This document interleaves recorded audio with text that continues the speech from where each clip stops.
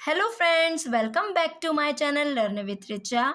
आज हम कक्षा 10वीं मैथ्स अर्धवार्षिक परीक्षा सत्र 2024 के पार्ट 4 में हम प्रश्न 17 से प्रश्नों को हल करेंगे। आइए देखते हैं।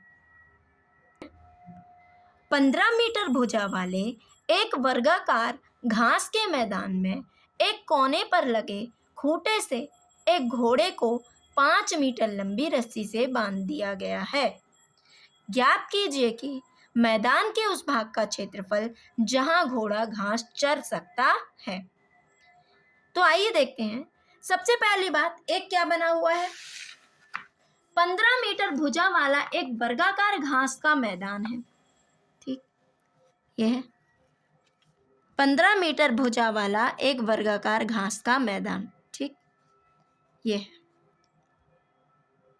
उसके कोने पर ये 15 मीटर भुजा वाला एक वर्गाकार घास का मैदान है के कोने पर लगे खूंटे से, यह है खूंटा यहाँ लगा हुआ है, 5 मीटर लंबी रस्सी से, जैसे हमारे घर में रहते हैं जिनके यहाँ गाय रहती हैं, है ना, इस रस्सी से क्या हो गया, बांध दिया गया है।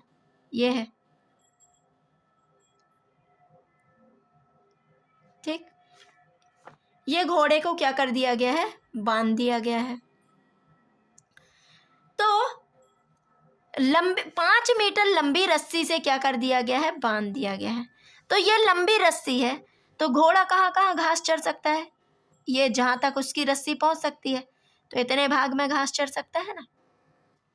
ये हो गया, तो ये क्या कहलाएगा, एक भाग कहलाएगा। ठीक है ना।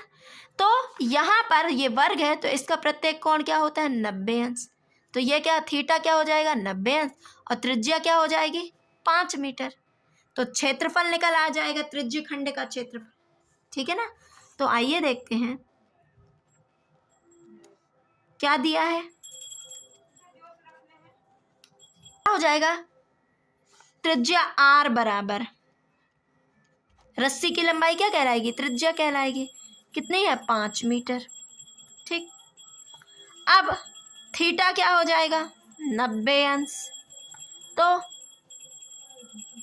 क्या हो जाएगा, मैदान के उस भाग का क्षेत्रफल जहां घोड़ा घास चर सकता है। तो त्रिज्य खंड का क्षेत्रफल, त्रिज्य खंड, आपसे नहीं आ रहा तो आप ये बस दीजिए, त्रिज्य खंड का क्षेत्रफल बराबर थीटा बटे 360 गुणित पाई r स्क्वायर, यही होगा ना। तो थीटा कितना हो गया, 90 बटे 360, पाई का मान 22/7, आर का मान 5, और वर्ग लगा दो, वर्ग लगाए तो क्या हो जाएगा, 90 बटे 360 गुणित 22/7, 5 की घात 2, तो 5 को 2 बार लिख दो, ये कैंसिल, 9 एकम 9, 9 चौके 36, और कुछ कट रहा है क्या, 2 दूनी 4, 2 11 22, देखो 11 5 55। ठीक है, 55 गुणित 5, 55 25, 2 बचे 55 25 26 27। ठीक, 275/14 सेंटीमीटर, मीटर में है तो क्या हो जाएगा, मीटर स्क्वायर। ये आ गया त्रिज्य खंड का क्षेत्रफल। मतलब घोड़ा इतना घास चर सकता है। तो आप लिख दीजिए, मैदान के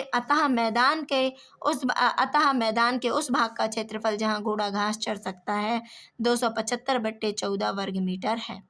यही आंसर हो जाएगा। अगला प्रश्न है, त्रिज्या 14 सेंटीमीटर वाले वृत्त का एक चाप केंद्र पर 120 डिग्री का कोण अंतरित करता है, तो संगत चाप की लंबाई ज्ञात कीजिए। तो देखो, त्रिज्या क्या दी हुई है, 14 सेंटीमीटर, और थीटा कितना हो गया, 120।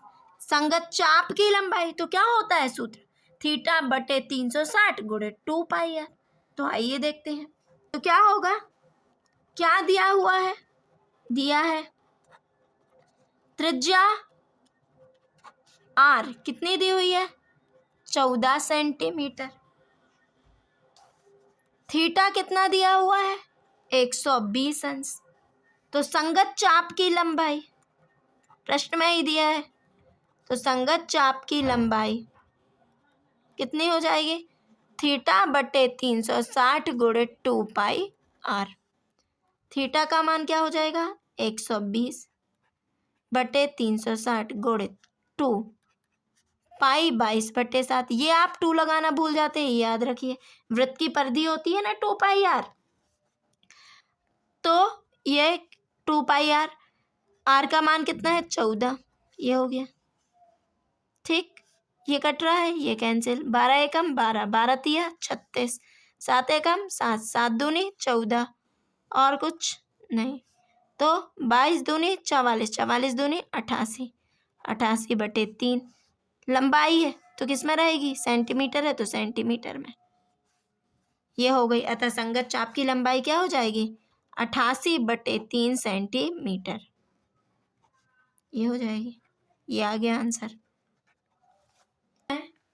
x² - 3 के शून्य ज्ञात कीजिए और शून्यकों तथा गुणांकों के बीच के संबंध की सत्यता की जांच कीजिए। ठीक है ना? तो हमें क्या ज्ञात करना है? शून्य ज्ञात करना है। x² - 3 के शून्य ज्ञात कीजिए और शून्यकों तथा गुणांकों के संबंध की, पहले तो शून्यक निकालते आना चाहिए, ठीक है ना, फिर जांच कर लेंगे। आइए देखते हैं क्या दिया हुआ है। बहुपद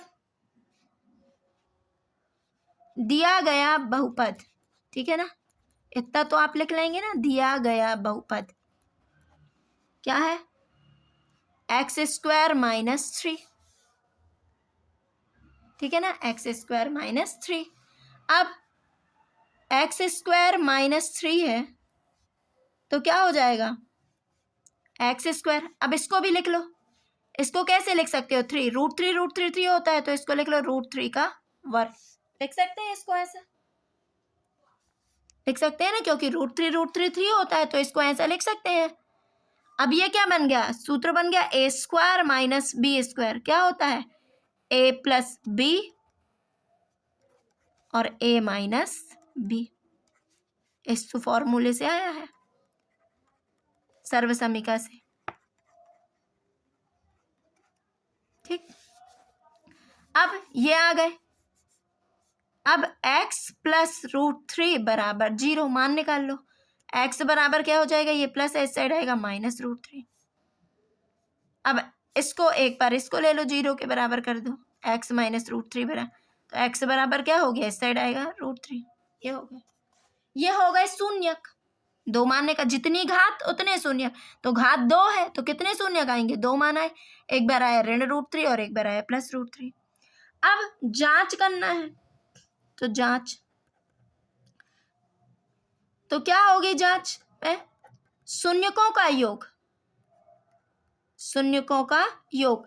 तो शून्यकों का योग निकालना है, तो सबसे पहले हमें इस द्विघात बहुपद की ABC के मान निकालने पड़ेंगे, ठीक है ना। तो इसके लिए आप लिखोगे बहुपद x² - 3 की ax² + bx + c से तुलना करने पर, ठीक। चलो, तो इससे तुलना करो। a का गुणांक क्या है यहाँ पर? 1। b x है यहाँ पर, नहीं है तो क्या हो जाएगा? 0। c क्या है? c की जगह ऋण 3, c बराबर क्या हो गया? ऋण 3, ठीक। अब शून्यकों का योग कर निकालते हैं। शून्यकों का योग क्या होता है? -b/a। चलिए, शून्य कौन कौन से हैं? -√3 और +√3, इनको जोड़ दो। -√3 +√3 बराबर b क्या है? 0, a क्या है? 1। तो 0 में 1 का भाग दो, 2 का, किसी भी संख्या का भाग देंगे, क्या आएगा? 0। और ये +√3 -√3 0, ये आ गया बराबर। अब शून्यकों का गुणनफल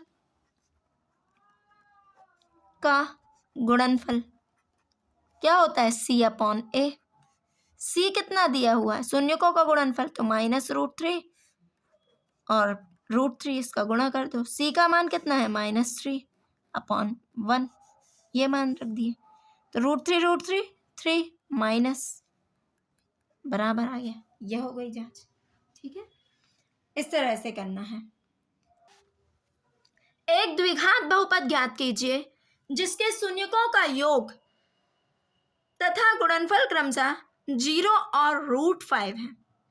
द्विघात बहुपद निकालना है जिसके शून्यकों का योग और गुणनफल क्रमशः दिया हुआ है, तो क्रमशः पहले शून्यकों का योग क्या हो जाएगा 0 और गुणनफल √5। तो क्या दिया हुआ है, शून्यकों का योग दिया है, शून्यकों का योग दिया है ना, का योग कितना है 0। कितना होता है योग -b/a। 0 कुछ नहीं है बटे में 1 कर लो, समीकरण नंबर 1। ठीक, शून्यकों का गुणनफल कितना दिया हुआ है √5। कितना होता है c/a, सूत्र ये होता है, यही लिख दिए √5। इसके बटे में कुछ नहीं 1। ये देखो सबसे पहले a का मान कितना आया 1, यहाँ भी a का मान 1, तो कोई प्रॉब्लम ही नहीं है, सेम आए हैं। अब सिर्फ तुलना कर लो समीकरण 1 व 2 से, ये लिख दीजिए। तो a बराबर कितना आ गया 1, यहाँ भी 1, यहाँ भी 1, तुलना करो।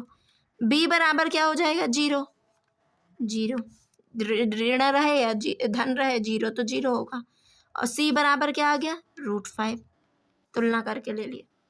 अब क्या होता है द्विघात बहुपद, द्विघात बहुपद क्या होता है ax² + bx + c होता है ना, तो लिख दो। यहाँ पर आपको सबसे पहले ये लिख लेना था, माना कि द्विघात बहुपद ax² + bx + c है, नहीं लिखा है तो यहाँ द्विघात बहुपद का मानक रूप क्या होता है ax² + bx + c, ये होता है ना। तो यहाँ पर a का मान रखो 1, तो 1 है तो 1x², b का मान 0, ये रख लिए, c का मान √5, तो 1 का गुणा होगा क्या आएगा x², ये 0 √5, तो 0 तो 0 है तो क्या हो जाएगा x² + √5। क्या हो गया द्विघात बहुपद, ये आ गया। अतः द्विघात बहुपद x² + √5 है। द्विघात समीकरण 3x² - 2√6x + √2 3x² - 2√6x + 2 के मूल ज्ञात कीजिए। तो क्या दिया हुआ है लिख दीजिए, दिया गया द्विघात समीकरण, द्विघात समीकरण प्रश्न में ही लिखा है, क्या दिया हुआ है 3x² - 2√6x + 2 = 0। अब ये आपसे तो सीखे होंगे, ये क्या है x² का गुणांक क्या है, ये रफ में करके बता रही हूँ मैं। x² का गुणांक 3 और c कितना है 2, 3 दूनी 6, और जोड़ने घटाने पर क्या आना चाहिए 2√6, तो √6 क्या होता है 6 होगा, और इनको जोड़ोगे तो क्या हो जाएगा 2√6 हो जाएगा। तो आ गया ना। तो चलो ये करते हैं, 3x² माइनस रहने दो ऐसे, √6 + √6 कोष्टक लगा लो, + 2 = 0। अब इनको अलग करो, 3x² माइनस रूट और यहाँ से x6, √6x plus root minus ही रहेगा, ये minus plus minus minus minus √6x + 2 = 0। अब इनको अपन क्या, इसको √3 लिख सकते हैं, लिख सकते हैं। तो √3 to √3x² minus √6x minus √6x plus √2 × √2। अब ये देखो ये है तो अपन इसको 2 × 3 लिखेंगे तो √2 × √3 हो जाएगा ना।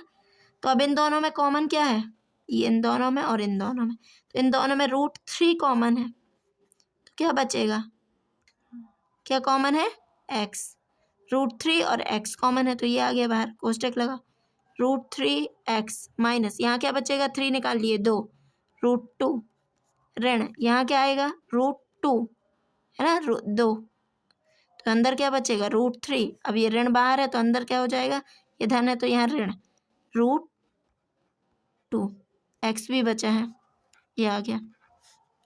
सेम हो गए। तो √3x माइनस √2, और ये क्या हो गया √3x माइनस 2, √2 बराबर 0। अब दोनों ही सेम है, तो √3x माइनस √2 बराबर 0। तो √3x बराबर इस साइड आएगा तो क्या हो जाएगा √2, x बराबर √2 अपॉन √3। सेम ऐसे ही इसको भी करना है, सेम ही आएगा, ठीक है ना। इसको भी कर लो, तो √3x बराबर क्या आ जाएगा √2, तो x बराबर √2 अपॉन √3। दो घात तो दो शून्यक मिले, तो अतः शून्य क्या हो जाएंगे √2 अपॉन √3, √2 अपॉन √3 दो बार लिख दीजिए इसको। समीकरण 3x² माइनस 4√3x प्लस 4 बराबर 0 का विविक्तिकर ज्ञात कीजिए और फिर मूलों की प्रकृति निकालिए। तो विविक्तिकर निकालना है, तो विविक्तिकर क्या होता है d बराबर b² माइनस 4ac। जब d का मान मिल जाएगा, इससे हम मूलों की प्रकृति निकाल लेंगे। आइए देखते हैं क्या दिया हुआ है। समीकरण 3x² माइनस 4√3x प्लस 4 बराबर 0। तो लिख लो इसको, समीकरण 1 दे दो, ए बी सी तो निकालना पड़ेगा। समीकरण 1 की ax² plus bx plus c बराबर 0 से तुलना करने पर, ठीक, ये आप लिख दीजिए। तो a का मान क्या हो जाएगा 3, b का मान माइनस 4√3 और c का मान क्या हो जाएगा 4। तो d बराबर क्या होता है b² माइनस 4ac। तो b क्या है माइनस 4√3, 4 a का मान 3, c का मान 4।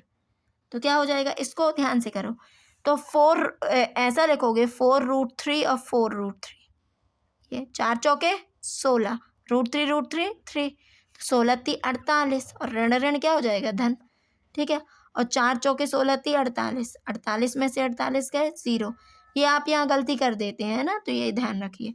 d का मान कितना आया 0, है ना। तो जब d बराबर, चूँकि d बराबर 0 है, यहाँ लिख दीजिए, चूँकि d बराबर क्या है 0, इसलिए मूल कैसे होंगे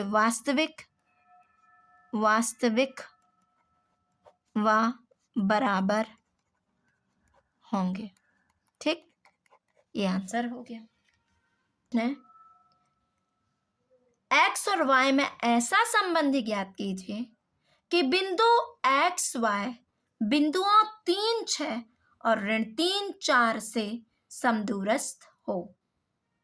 मतलब ये जो बिंदु है x y, इन बिंदुओं से क्या हो बराबर दूरी पर स्थित हो। तो x y,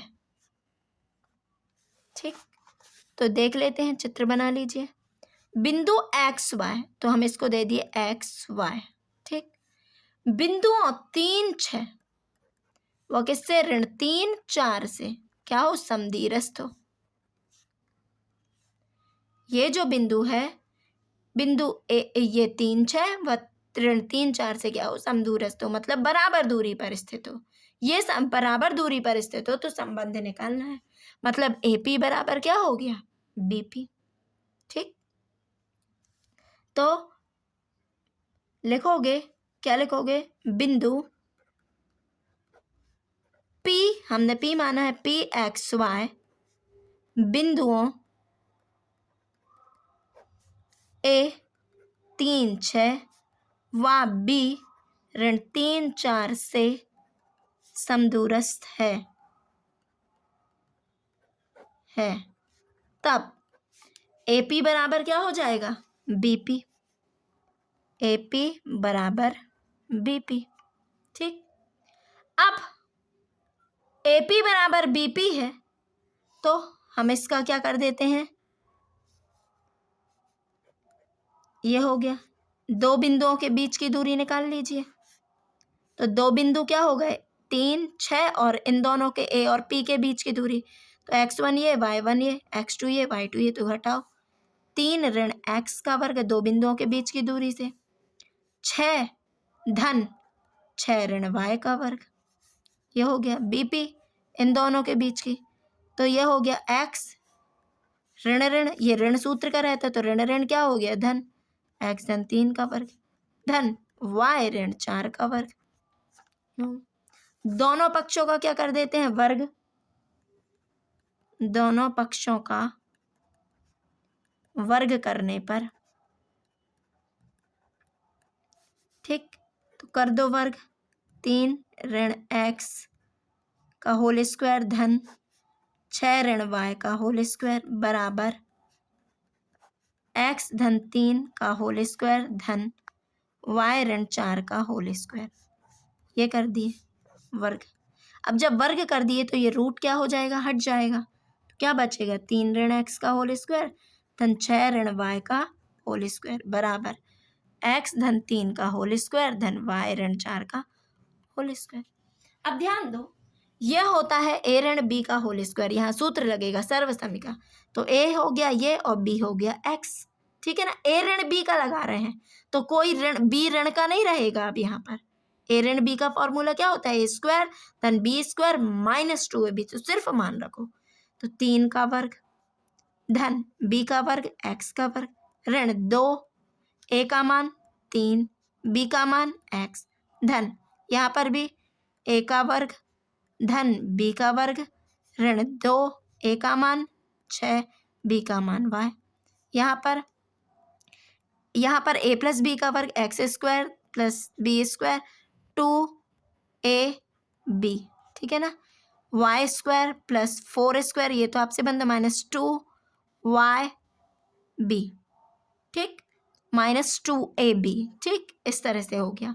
अब यहाँ पर देखो 3 तिरका 9 धन x स्क्वायर 2 तिया 6x धन 6 चेंग 36 धन y स्क्वायर धन 6 दूनी 12y बराबर x स्क्वायर धन 9 3 दूनी 6x धन y स्क्वायर प्लस 16 4 दूनी 8y। ये हो गया। अब ये ध्यान दो, सबसे पहले हमें सरल करना है, ये भी धन का है ये भी धन का है, सेम है, एक ही एक्स स्क्वायर है, तो ये क्या हो गया कैंसिल। ये भी धन का है ये भी धन का है, सेम चिन्ह है ना, बराबर के साइड जब सेम चिन्ह होते हैं तो कैंसिल हो जाते हैं, और सेम है 1y स्क्वायर ये भी कैंसिल। बचा क्या, अब पहले देख लो, ऋण 6x ऋण 12y और 36 और 9 कितना होता है 36 4 40 5 45 बराबर ये क्या हो गया 6x माइनस 8y और 16 और 9 25। यही हुआ। ध्यान से बस करिए, आपको सिर्फ यही बस है थोड़ा ध्यान रखने का, इतने में यदि आप यहाँ गलती नहीं करेंगे तो सवाल आसानी से हो जाएगा। फिर जोड़ घटाना ही है। अब पक्षांतर कर लीजिए इस side, minus 6x minus 12y plus 45 minus 6x नहीं, हाँ ये माइनस का इस साइड आ जाएगा तो प्लस का 8y माइनस 25 बराबर 0। अब देखो एक साथ कर लेते हैं x वाले को, ऋण 6x ऋण 12y धन 8y धन 45 ऋण 25 बराबर 0। 6 6 12 ऋण 12x 12 में से 8 गए 4 बड़ी संख्या ऋण की ऋण 4y 45 में से 25 गए 0 4 में से 2 गए तो बड़ी संख्या धन की। ये हो गया। अब क्या होगा, ये दोनों ऋण के हैं तो इनको यहाँ ले जा लो, है ना, तो 20 ये धन का है इसको यहीं रखो, ये ऋण के इस साइड ले जाओ, यहाँ हो जाएगा 12। अब मैंने आप यहाँ क्या कर लेते हैं कॉमन ले लेते हैं, सरल कर लेते हैं, 4 कॉमन है ना, 4 तिये 12 4 एकम 4 4 पंच 20 ऋण 4 कॉमन ले लेते हैं तो 4 क्या बचेगा 3 4 तिया 12 4 एकम 4 ऋण y 4 पंचे 20। ये ऋण कॉमन लिए हैं तो यहाँ क्या हो जाएगा धन, यहाँ ऋण कॉमन लिए हैं तो यहाँ धन यहाँ भी धन और ये धन है तो ऋण हो जाएगा 4 पंचे 20 बराबर 0। अब 3x धन y ऋण 5, अब ये 0 यहाँ आएगा तो ये क्या हो जाएगा 0 ही हो जाएगा, ऋण 4 यहाँ भाग में आएगा तो 0 ही हो जाएगा। 3x धन y बराबर 5, यही क्या होता है संबंध। हमें इन प्रश्नों को करना है। अब अगला प्रश्न है बिंदुओं 4 ऋण 1 और ऋण 2 ऋण 3 को जोड़ने वाले रेखाखंड को समत्रिभाजित करने वाले बिंदुओं के निर्देशांक याद कीजिए। तो आइए देखते हैं। दिया है प्रश्न, बिंदुओं 4 ऋण 1,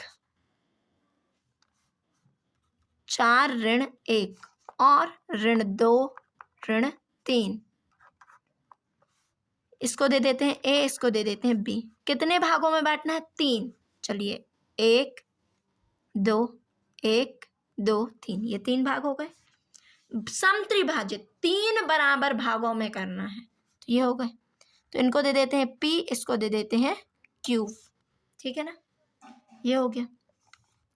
अब जब ये लिए हैं हम बिंदु P लेंगे, क्या लेंगे? बिंदु P। तो कितना अनुपात होगा?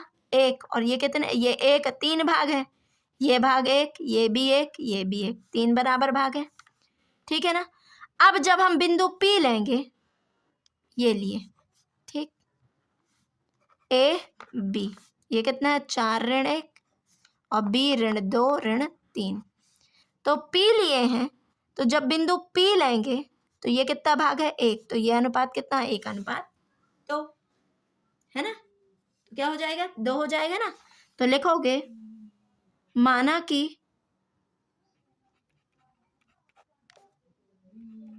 कि ए 4 ऋण 1 व बी ऋण 2 ऋण 3 है। ठीक है ना।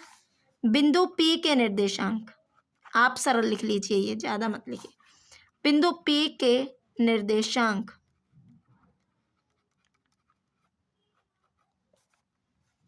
P, तो क्या हो जाएगा? अब 1:2 लेना है, तो x बराबर क्या हो जाएगा?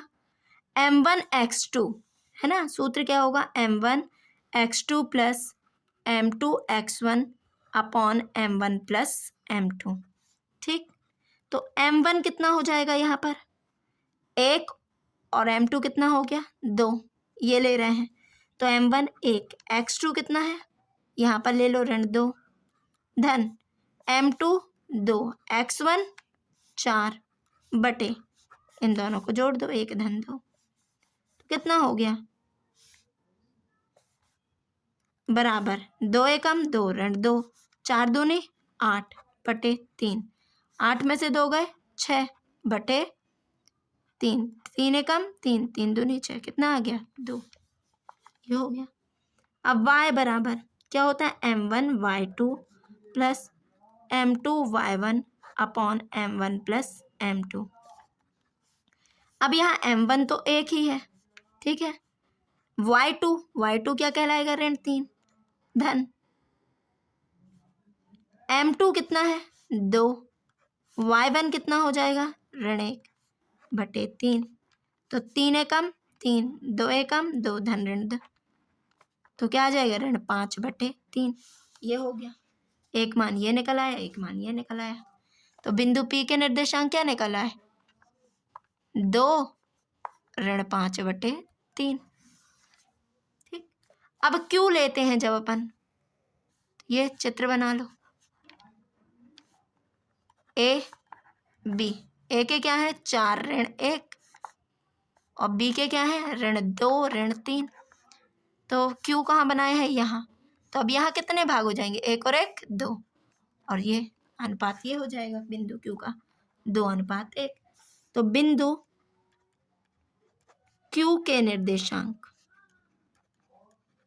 ठीक,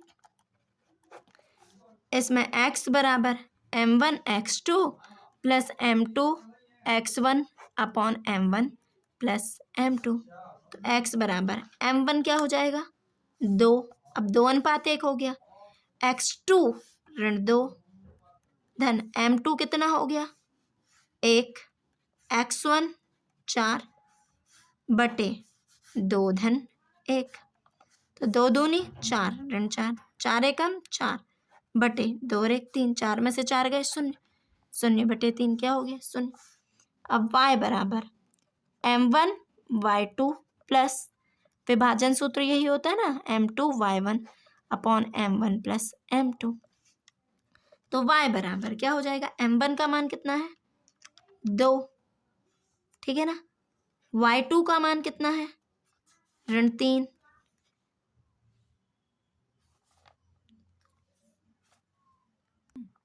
तो M1 M2 का मान क्या हो गया, Y2 का मान ऋण 3 धन M2 कितना है 1, Y1 कितना है ऋण 1 अपॉन 2 धन 1। तो क्या हो जाएगा 3 दूनी 6 ऋण 6 ऋण 1 1 का गुणा होगा, ये हो गया ऋण 1/3 ऋण 7/3, ये आंसर हो गया। तो लिख दीजिए, अतः बिंदु 4 ऋण 1 ऋण 2 3 को जोड़ने वाले रेखाखंड को 3 भागों में विभाजित करने वाले बिंदु के निर्देशांक क्या हो जाएंगे 2 ऋण 5/3 व 0 ऋण 7/3 है। ये आंसर हो जाएगा। आप इन प्रश्नों का अच्छे से अभ्यास कीजिए जिससे आप परीक्षा में अच्छे अंक ला सकें। आगे मैं और प्रैक्टिस टेस्ट करवाऊंगी, तो आप मेरे साथ जुड़े रहिए। Thank you for watching.